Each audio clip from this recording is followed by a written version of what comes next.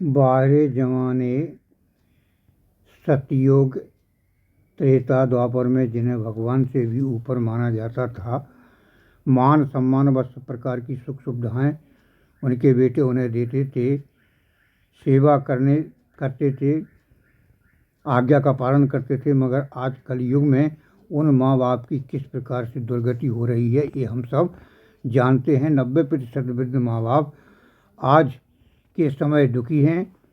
उन्हें घर से निकाल दिया जाता है और अगर रखते भी हैं तो अनाथों की तरह बर्ताव करते हैं। उनको कितना कष्ट होता है होगा ये अनुमान लगाना मुमकिन नहीं है। जिस प्रकार एक किसान अपने खेत को बखर जोतकर बीज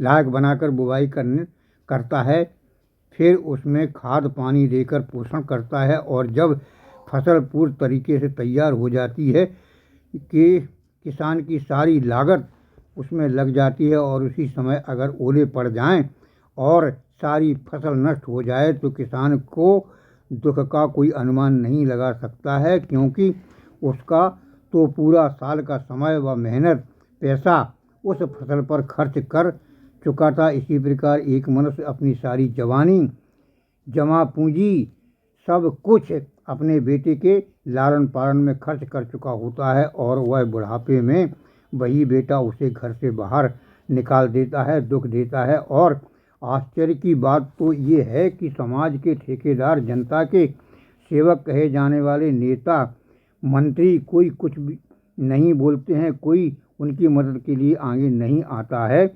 नेता तो छोड़ो, धर्म के रक्षक बड़े बड़े मठाधारी बड़े बड़े व्यास गद्दी वाले, भगवत और गीता का पाठ पढ़ाने वाले ऐसे ऐसे ताकतवर जो अपनी शक्ति से अच्छे अंधे को रोशनी, अपाहिज को पैर, गरीब को धनवान, निपुत्र को पुत्रवान बना देते हैं।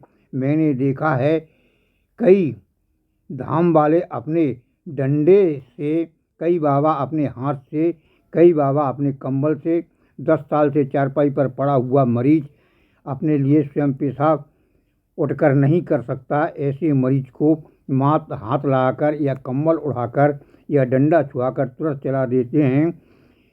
मैं मानता हूँ कि वह तो साक्षात पारब्रह्म परमात्मा के अवतार हैं, लेकिन शंका यहाँ होती है कि उन्हें भी वृद्ध माँ बाप का दर्द दिखाई नहीं देता है, उनका कष्ट क्यों नहीं हरते हैं। अपने धाम पर बैठे हजारों कोस दूर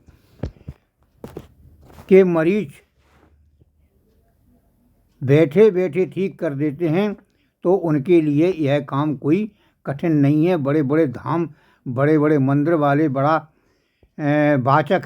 कथावाचक जिनका मैं नाम नहीं लेना चाहता हूँ, जानता हूँ उनके हजारों नहीं करोड़ों चेले हैं और अपने चेलों से कोई अनाथ आश्रम के नाम से, कोई गौशाला के नाम से, कोई वृद्धाश्रम के नाम से लाखों रुपए चेला से दान मांगते हैं और कहते हैं कि मैं आपके नाम से एक कमरा बनवा दूंगा, एक गौ को खाना खिलाऊंगा, एक अनाथ बच्चे को पालूंगा। अगर आपको वास्तव में अनाथों, गौ माताओं, वृद्ध माता पिता की चिंता है और अगर वास्तव में आप ये धर्म का काम करना चाहते हैं तो आप अपने शिष्यों से पैसा मत मांगो।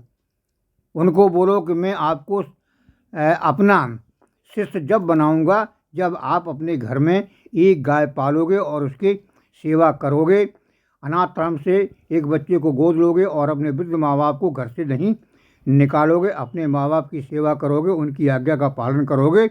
वास्तव में अगर आप धर्म को मानते हो तो यह करो, इसमें आपका नहीं सभी लोगों का फायदा है। वैसे भी कहा है कि आप अपने हाथ से कोहरा तोड़कर अपने मुंह में डालोगे तभी आपका पेट भरेगा। दूसरों को 56 भोज के पैसे देकर आपका पेट नहीं भरेगा। इसी प्रकार गौशाला के लिए, वृद्ध आश्रम के लिए, अनाथ आश्रम के लिए पैसा देकर आपको पुण्य प्राप्त नहीं कर सकते हैं।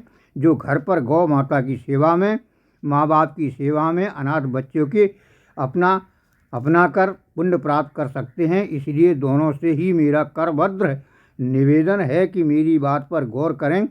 संतों से, महान बाबाओं से, महान गुरुओं से, महान कथावाचकों से कहना है कि अपने शिष्यों को भला उनका इस प्रकार करो, क्योंकि आप वृद्ध आश्रम में किसी माँ बाप को कितनी भी सुख सुविधा दे दो, लेकिन उन्हें वो सुकून नहीं मिलेगा जो अपने परिवार में रहकर नाती पोतों के संग में मिलता है।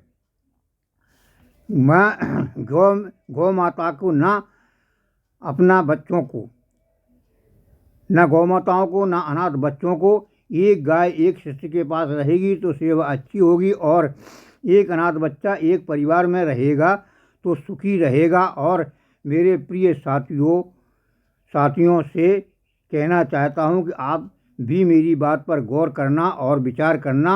आप अपने पेपरों में, वीडियो पर, टीवियों पर देखा होगा कि फला गौशाला से आज 150 गाय मृत पाई गई हैं। कल किसी गौशाला में 100 गाय मृत पाई गई थीं। तो ये गौ सेवा कहाँ हुई? कितने अनाथ बच्चे भटक रहे हैं, कितने वृद्ध माँ बाप रोड पर दम तोड़ रहे हैं। इसलिए पुनः मैं आपसे निवेदन करता हूँ, मैं एक छोटा सा आपका साथी व देश धर्म को मानने वाला हूँ। मेरे वीडियो पर ध्यान दें और देकर और करना, देश हित से गौर करना, देश हित, धर्म हित, मानवता के नाते मेरे अनुरोध को स्वीकार करना। जय माँ विंध्यवासिनी। समय समय पर मैं देश हित और लोक हित में वीडियो डालता रहता हूँ और डालता रहूँगा। विशेष तौर से मैं आपसे निवेदन करता हूँ, आप मेरी बात पर विशेष गौर करें। जय माँ भवानी। से देश का कल्याण होगा, बच्चों का कल्याण, वृद्ध माता पिता के आशीर्वाद मिलेंगे। और किसी को धन दे करके सुख सुविधाएँ प्राप्त नहीं की जाती, अपने आप से हम करते हैं। आप करें तो आप भरिए, दूसरों को अपने पेट में अपना खाते हैं तभी अपना पेट भरता है, दूसरों को देने से कुछ नहीं होता है। ये आडंबरों में मत पड़िए, आप स्वयं जीने बनाइए। और मेरी बात पर आप विशेष तरीके से गौर करो। जय माँ विंध्यवासिनी, जय श्री राम, जय भारत।